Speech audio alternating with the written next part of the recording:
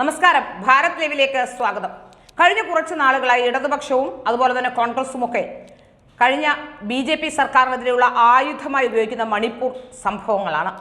മണിപ്പൂരിലേത് ഗോത്രവർഗ പ്രശ്നമാണെന്ന് പറയുമ്പോൾ മണിപ്പൂരിലേത് ജാതീയമായ പ്രശ്നമാണെന്ന് വരുത്തി തീർക്കാനും അവിടുത്തെ ക്രിസ്ത്യാനികളെ ഉന്മൂലനം ചെയ്യാനുള്ള ശ്രമമാണ് BJP നടത്തുന്നതെന്ന് പറഞ്ഞുകൊണ്ട് അത്തരത്തിലുള്ള ചില ആരോപണങ്ങൾ ഉന്നയിച്ചുകൊണ്ട് അവിടെ എല്ലാവരെയും ബുദ്ധിമുട്ടിക്കുന്നുണ്ട്, അല്ലെങ്കിൽ അവിടെ എല്ലാവരെയും BJP കൊന്നൊടുക്കുകയാണെന്ന ആരോപണമൊക്കെ ഉന്നയിച്ചുകൊണ്ടാണ് ഇവിടെ ഇടതുപക്ഷവും അതുപോലെ തന്നെ കോൺഗ്രസും ഒക്കെ നിൽക്കുന്നത്.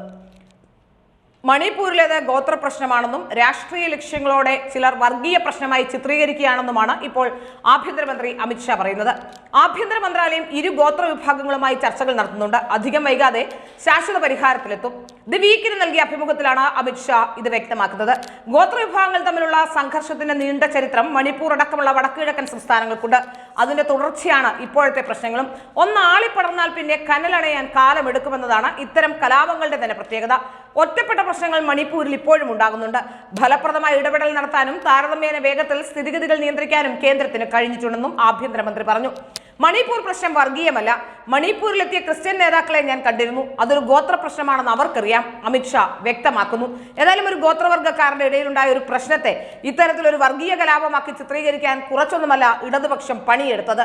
പക്ഷേ അത് അത്ര കണ്ടങ്ങ് ഫലിച്ചില്ല എന്ന് മാത്രം.